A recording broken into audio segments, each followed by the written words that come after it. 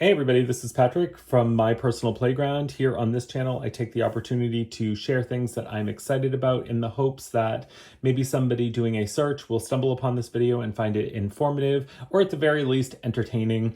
Today, I'm going to be talking about a recent acquisition of mine. This makes my analog heart so happy to finally have one of these. This is the Polaroid camera. Specifically, it is the SX-70. It is an Alpha 1 model of camera, and on top of it all, it has been modified so that it can take 600 film, which is most people who are familiar with Polaroid will know that 600 film was basically the film the majority of the cameras through the 80s and 90s took. Now, when this camera first came out in 1977, and actually earlier versions of the SX-70, I think came out in maybe 1972 or 73, they took SX-70 specific film, and that went up through, I want to say, like the early 80s, and then future iterations of their cameras, switched over to taking the 600 film. But this camera has been modified, so it's the camera that would have taken exclusively SX-70 film. I got mine from Brooklyn Film Camera. These folks are amazing. I'm just going to hold their card up here. They have an amazing YouTube channel, tons of resources online. Customer service is phenomenal, and they are actual partners with the existing Polaroid company. So they sell modern day Polaroid cameras as well as modern day Polaroid film. So this is where I purchased this. Again, this is Brooklyn Film Camera. I can't recommend them enough. And this camera, coming from 1977, came to me just a few days ago looking so pristine, so perfect, and I am obsessed. I have wanted one of these cameras for so long. This is going to be a bit more of a rambly video and more of a show and tell than anything else, because I am by no means an expert. I've been using Polaroids since I was a kid, and then, like probably most of you, in 2007 when the iPhone came out, I got the first iPhone. I was at a point in my life where I was looking for exactly what Steve Jobs was showing on that stage, which was something that could be one device that was an internet device, a camera in my pocket at all times, a iPod in my pocket at all times, and a phone, right? And it changed the world. The iPhone changed the world. But in many ways, I've been thinking a lot about that and how I love my phone. I'm filming on that iPhone right now. But the reality is there is nothing, and there was nothing, in my opinion, even close to the magic and the technology that was Polaroid.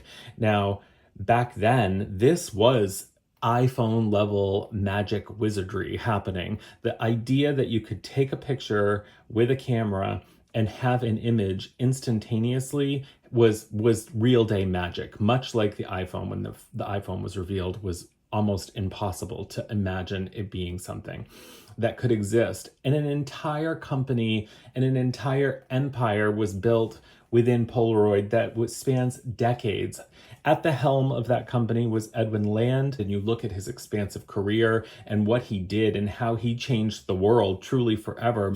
It's amazing. In fact, holding this, I get such callbacks to the first iPhone, honestly, when it had the weight and it was heavy and it fit in the hand beautifully. And you've got this brushed steel looking sides. It's a piece of beauty. This is a folding Polaroid camera. So again, 1977, this Alpha 1 version came out, but this was introduced, I think, in 1972, and it's still to this day a timeless design. In fact, I would love to see the current Polaroid company maybe like re-release this exact, I don't know if they could do this, if they could rebuild like one of these.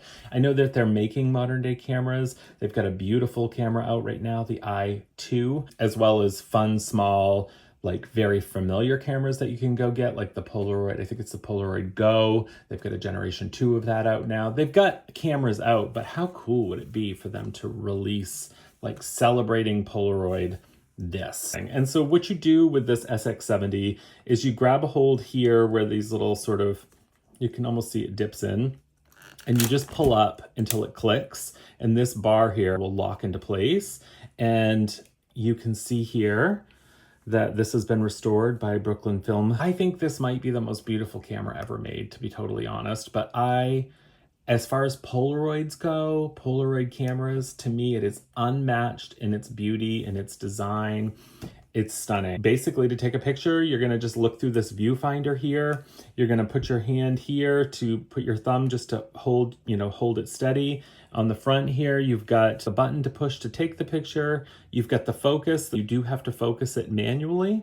And you've got a light exposure meter here, which is set at the halfway point of light and dark, but you can also, if your image is going to need to be brightened up, you can turn it a little more to the bright. If it needs to be darkened, you can darken it up a little bit. What's cool is when you fold this back up and just push it all back together, clicks all back into place, and then reopen it again, the meter resets itself to the middle point, which I've already found very helpful. I've had a couple moments taking pictures where I'm like, yikes, I didn't fix that. And then I realize it does it automatically. I've got film in it right now, so I'm not gonna demo how this door opens.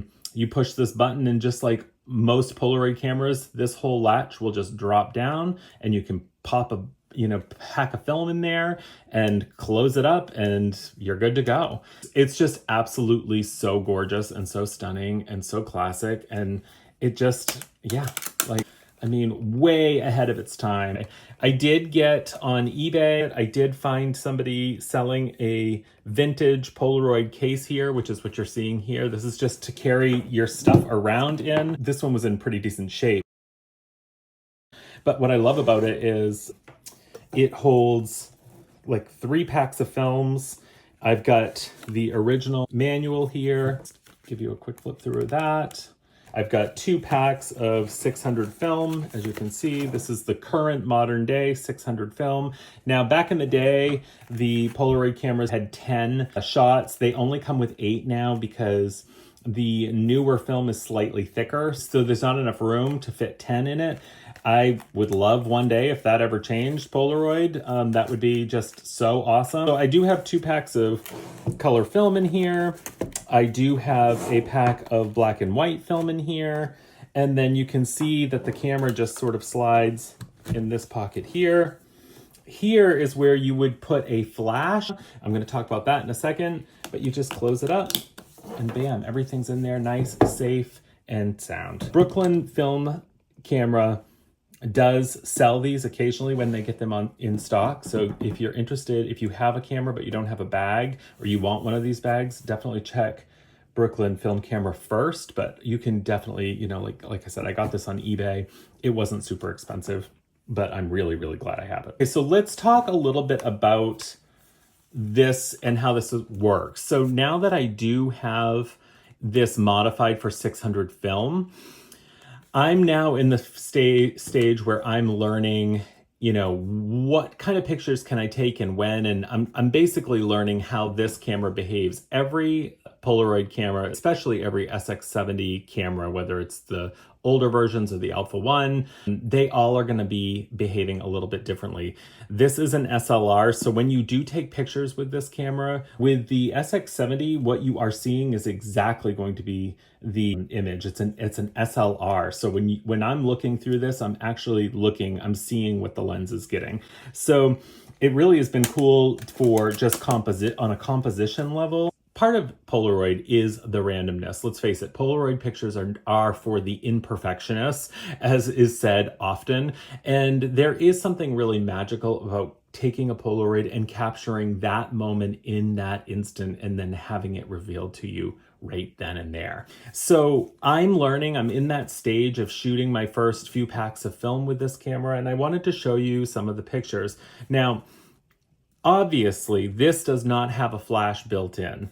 Back in the day, you would buy disposable bulbs that you would stick into the top of this. They would mount right in here into the top. And as you took your 10 photos, each bulb would burst at every flash. And once you got through your 10 pictures, your flash bar would be gone too. And you pull it off, toss it in the trash, and go from there. There's a modern day option, and this is the MiNT Flashbar 2. I got this from Brooklyn Film Camera as well, but how this works, Polaroid cameras love light, they love natural light, they love the sunlight.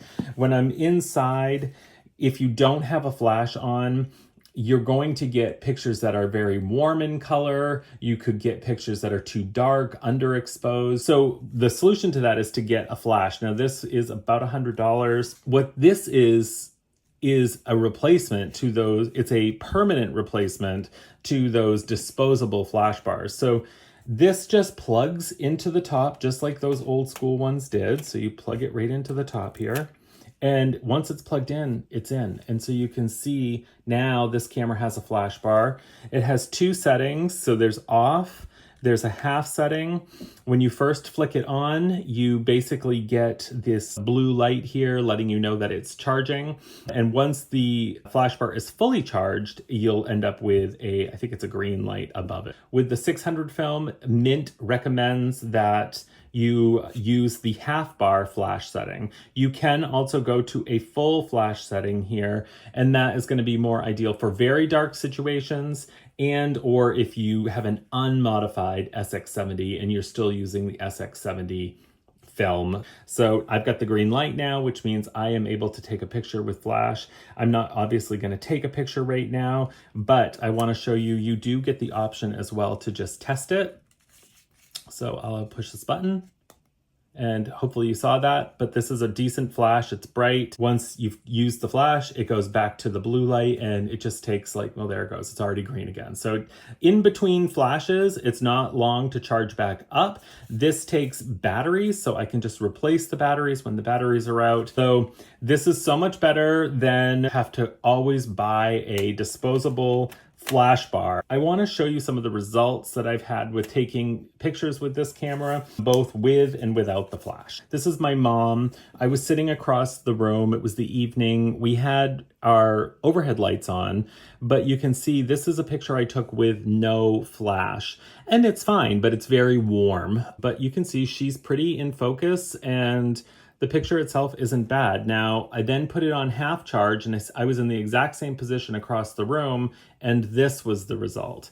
So this is interesting, right? Because this is almost, well, I wouldn't say it's overexposed, but the warmth is completely gone, right? And she's completely in focus. But in some instances, I can see where this result would actually be more desired. So this is going to be all about personal preference here. Let me just put these side by side here. So you see no flash, with flash, within literally moments of each other. Both images are very, in terms of sharpness, they're in focus.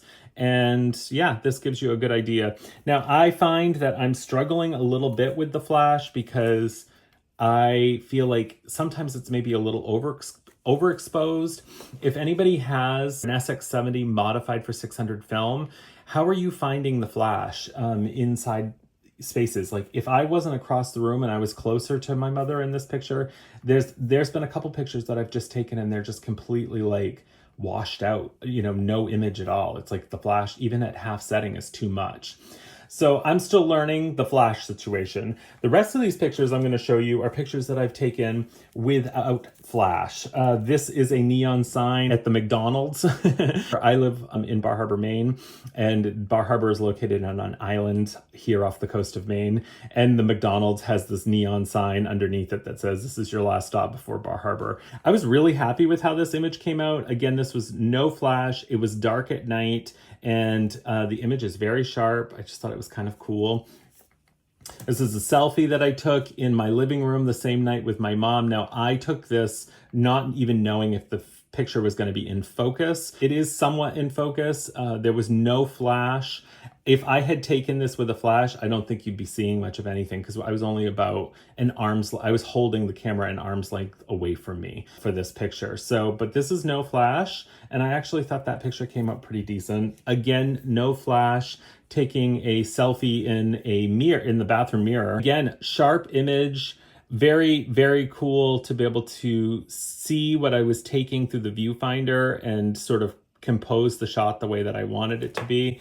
Would I love to get an image that's less yellow? Yes, but I'm struggling with the flash. Again, the flash seems to be kind of blowing out the image a lot. Not like the most successful image I've taken with the flash is this one of my mom, but I was across the room, completely across the room. If I was much closer to her, yeah, I think it would have blown it out. So I am struggling with that. This was outside in normal conditions and no flash. And one of the nice things about the SX-70, because you can manually focus it, it's said that you can get about 10.5 inches away from your subject. And this is just a tiny flower outside the house, and I actually thought it came out really nice. It's one of the pictures I like the most that I've taken so far. And that is not warm or anything. That's just outside, no flash. So this was this morning. Again, I live in Bar Harbor, Maine. This is a spot in Bar Harbor, Maine called Eagle Lake. I go for walks there fairly regularly, and I thought this picture came out beautifully. Again, no flash, no real direct sun. It was kind of hazy out. The sun was definitely behind the clouds. Prior to that picture, I took this picture, which was sunrise. The sun was a little more over here to the right, but I love the ripples of the water. I like the clouds that came through, and I'm not unhappy with this. I would love to hear what you all think, your experiences, your stories of Polaroid, of the SX-70, of 600 modified versions. Big, huge shout out to Brooklyn Film Camera and to the entire team there. I talked to Alex, I talked to Carly. They've all been so phenomenal, so helpful. Highly recommend, incredible customer service, and just really taking the time to help me. So yeah, so more to come on this, but this video was just for the show and tell purposes and to start a conversation and dialogue around it. Thank you all so much for watching, and until the next video, I'll see you real soon.